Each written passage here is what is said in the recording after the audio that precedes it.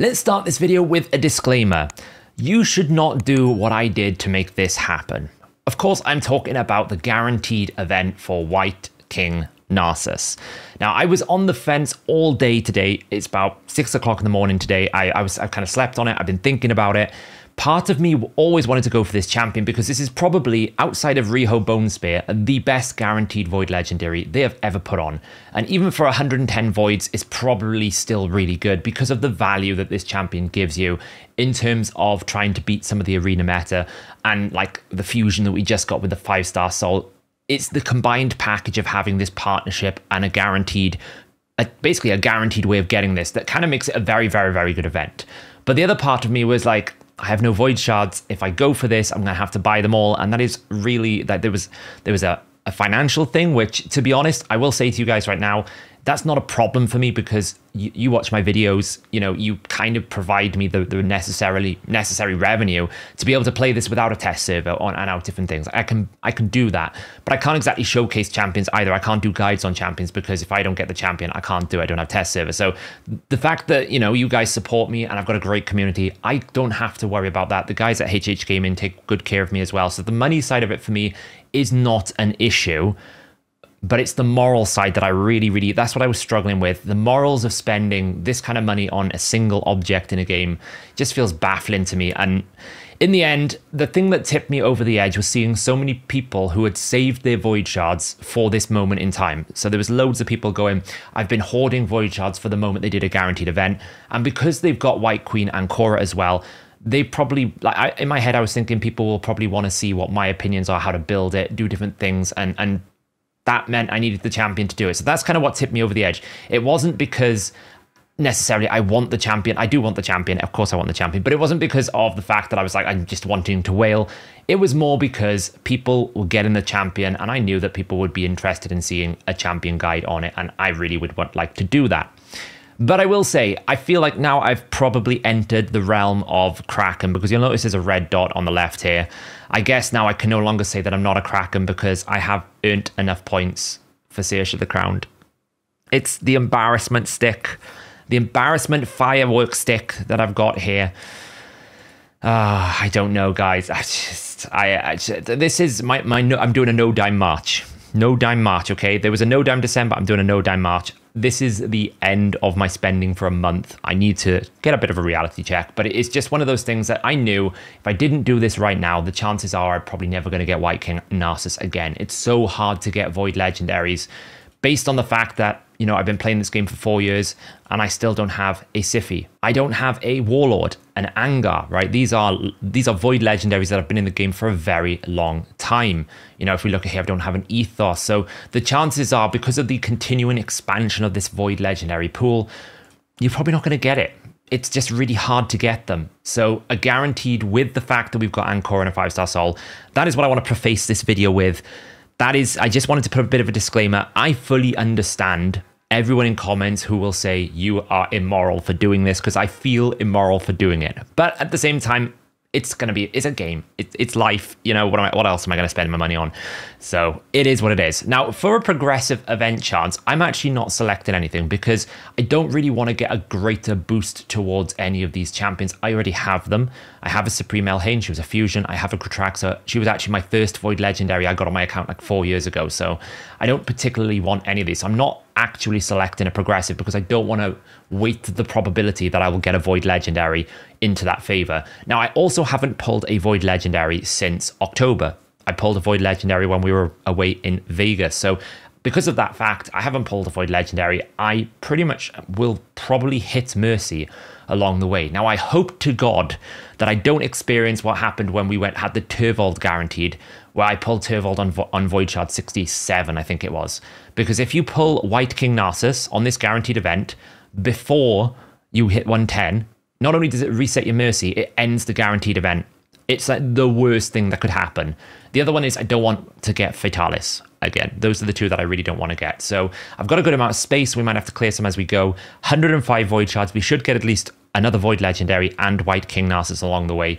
And this is probably going to be the first video of a couple of series videos on Narses. I'm going to do probably a build video on Narses. I'm going to do a PvP guide, a PvE guide as well, mainly because we've got to recoup the losses that we've just experienced from getting these Void Shard packs. But there you go. Let's see what we're going to do. Let's get this done. Okay, we've got 105 Void Shards. Let's go. I'd love, obviously, something like a Siphi, a Warlord, something of that nature would be really good. There is a couple of Void Epics I still don't have. Ostrox would be really nice to get as well. I still require a couple of those. I did just get a Weragrin back as well, which is great. I do want to do a video guide on him because I think he's very good.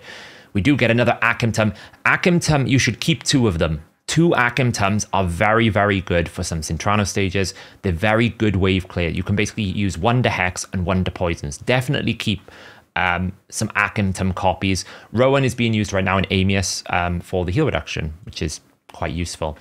So we got, another Akimtum. I already have 2. That's not really needed. The one I really want more than anything is Ostrox Boneglaive. He has some interesting mechanics. Very good for Hydra potentially. So I'd love to get that. Ayla Life Braid. That's a new one. I don't have Ayla Life Braid. She's very cool, but the only problem with her is she's random as hell. That is the main problem with Ayla Life Braid. It's very cool that you get an instant turn effect. The problem is you just never know when it's going to happen, and it could happen in inconsistent moments in time. So it's like, how do you actually get a lot of value out of it? It works probably okay in Hydra when you don't need champions to work in specific turn orders, but you got to be careful of like buff counts. So if I put this in my Nightmare team right now, there's a chance that my Mischief tank could take an extra turn, reduce their skills, and then they don't have a higher buff count. So it's very difficult to figure out where this has got any value, if I'm being honest, because of the inconsistencies of it. But it is very cool. It's the only other champion other than Shujen that can do this like instant turn effect, which is quite cool. You also get a block debuffs on a 4-turn cooldown and a nice heal. Very, very good epic. So that's another champion we can potentially do a bit of guide investment in. It's all about recouping the Void Shard losses right now. But it's definitely the Ostrox Boneglaive. That's the one I would really like out of the epics here. Hopefully with 105, there's a good chance of getting it, you would hope. What else are we going to get here? We're going to go 10 rare. Probably going to be a 10 rare here. Oh, is it a 10 rare? Oh, it always feels bad getting a 10 rare, honestly. It feels rough. Okay, what else are we going to get here then? We're going to continue this drive towards White King Narses. He is probably, if you get him with Ancora, a top, like one of the best pairings in the game. Honestly, they compete with Taras Marichka. We're not going to go 20, are we? Oh, Beardell Falhammer saved us from a 20 back-to-back. Ooh. That feels very uncomfortable. But yeah, the 2 of them are a bit like Narses is pretty much purpose-built to fight into Marichka teams. It's very good for it. Like, she provides the strengthen, gives that double hit that you want. So it's very good for that. Get Skim Foster consumed. Pretty cool. Selenian Nightcloak, actually quite a good rare for HP burn. Legendary. Oh no, I haven't even selected that is ridiculous. I haven't even selected. That is ridiculous. I have not even selected the boost. Oh man. That is unreal. This is the punishment for whaling, guys. This is the morals. So some like higher purpose, higher power telling me this is why you shouldn't whale. There's me like, I'm not selecting the progressive because I don't want to get a duplicate. Well, there goes the Void Mercy, by the way. So we're back to square one. That's a bit awkward. I already have a Supreme Elhain. It's a duplicate, at least, for High Elves, but I'm pretty sure I'm fully capped out, and +1 is not really that valuable. We've got Weragrin there. I've already got another one of him now, so that's kind of cool. I'm just letting it go over me. I'm just not worrying about it. It is what it is. It was a bad luck. It's okay. Narses remains at the end. That's the goal here. We don't care about the Supreme Elhain. That is ridiculous. What else we got here? Golden Reaper, very good turn meter boost because of a high base stat. She has a very high base speed when you fully rank her out. It's low here, but when you ascend it to rank 6, it's like 1, 1, 2. Very good for boosting as a speed lead if you want to do that. We have hit our capacity, so I need to clear some space. Okay, we've cleared some space here. We've got the final 35 to go.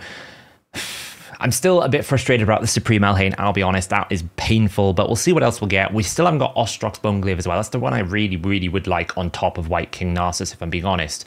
So we're going to go through here. What else are we going to get? Rare after rare, of course it is. Is it going to be an epic, or are we going to get a 10 rare? It's going to be a 10 rare. It's fine. It's okay. The goal is White King Narses. Just keep thinking about that. The goal is White King Narses. That is what we're after. Don't go 10, 20, another 10 rare. Come on, epic. Give me an epic. Make it purple. Make it rain. Oh, God. Oh, no. Oh, no. Oh, that's nasty. That's uncomfortable. 20 rares back to back. That is uncomfortable. What else are we going to get here? Surely we must get an epic. There we go. Padma. Inquisitor Shamael. I already have like 3 of those guys. Not the Ostronox Boneglaive that we would really want. Another legendary. Oh my god. That is insane. That is immense. Oh my god. Shu Zhen the Valorous. That makes up for the Supreme Elhain. That is definitely paying off this whaling. Shu Zhen the Valorous. Why is Shu Zhen the Valorous really good? She is the only champion in the game that can remove sheep debuff. She's the only champion in the game that can give you an instant turn when you want it. She is what is making these Trunda teams in Hydra giga strong. Yumiko's part of it, but she keeps giving the turn back to Trunda. Every single time she comes back in, she gets reset by the Yumikos, and then she gives an instant turn to Trunda, and Trunda gets increased attack, increased crit rate, and increased crit damage. She replaces Arbiter. She is so, like, crazy. She's just insane. It is, like, probably the best arena champion I could have picked other than a lockout. It is the next best thing. Like, I'm blown away. That is insane. Oh my god. Oh my absolute lord in the world. Like, wow. Shu Zhen the Valorous. This opens up so many more opportunities for building teams in Arena. Okay, we also got it's a pretty cool 10 pull here. Like this would be like a perfect setup for like, and if you got this as a 10 pull when you started your account, it would be amazing. You get a decreased attack on an A1, which is just always on. It's a bit like Maneater. It's very, very good. You have Inquisitor Shamael that solves your fear problems, and then you have Seer, which is the best way of clearing the game outside of like 5-star blessed nukers, you know? It's really strong. Wow, Shu Zhen. Okay, one more. We got 5 more to go. Let's finish this off. 2 legendaries and 105. One of them was Mercy, and then one of them was a very, very, very crazy pull. So I'm so glad we've actually made up for that. We've got White King Narses to come now. 2 more to go. Let's finish this off. Oh, we've run out of space. Well, that's anticlimactic. Give me one moment. Okay, we made some space. The final 3 to get Narses. Let's go. What else are we going to get? We're not getting anything else. We're not getting Ostrox by the looks of it, but I'll take Shu Zhen over every single option that I could have possibly wanted. It is an absolute game changer for my account. Like, Narses is crazy. She's a game changer. We could actually put her in the Narses team. Here it is. I thought that was another legendary then. I forgot it's the 110. White King Narses. I didn't really cover why he's really good. Mainly because I got like so into like the whole expenditure aspect of it, and I wanted to make sure that, you know, I know people are going to comment straight away, I can't believe you spent this money. I want to put a disclaimer on it, and I wanted to basically tell people, don't do. I'm not doing this video to promote it. I'm just doing this video because I think other people have been saving Void Shards and will want to see content on how to build it, different ways to use him, what team combinations they can do, how can they take it into Arena.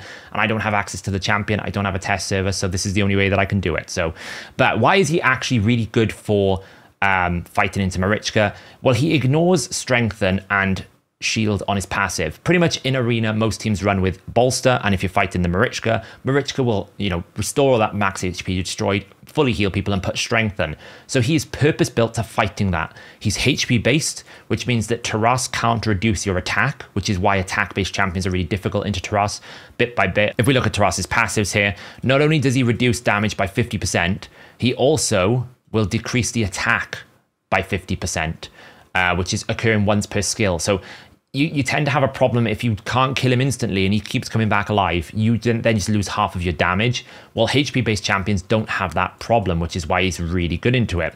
Now, his A3 isn't a great source of damage unless there's a massive buff difference, right? So if they've got like 5 or 6 buffs, you've got 5 or 6 buffs, then this becomes like a 0.5, 0.4 single hit, and they will get block revived, which is really strong. You do get an extra turn with your pairing. That's why the pairing is very powerful.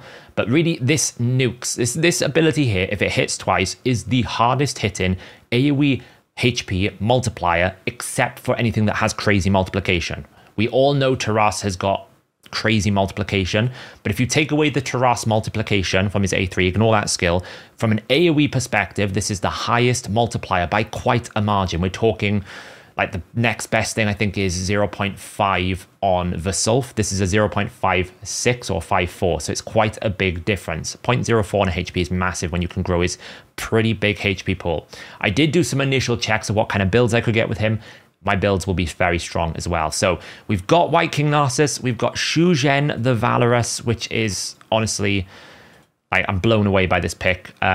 Our arena is going to be completely revolutionized overnight. So keep an eye out for the video guides. I'm going to be doing multiple video guides on White King Narses because I know many of you will probably have done this exactly the same thing. I know there's a lot of very patient Void Shard hoarders out there. I'll do video breakdowns on both Ancora and Narses. We will go into detail in terms of the best way to build him. I would highly recommend as well, people keep an eye out for your Soul Merchant. Narses came up. It was almost like Player were telling me you need to whale. He came up. This is actually a 1-star soul for Narses. Is quite a considerable boost now because you will get 7,500 HP on that rank 1 soul. So getting 7,500 HP is a big damage boost. It's quite a lot of HP. It's well worth doing. So keep an eye out in the market for 20 essence. That's really good.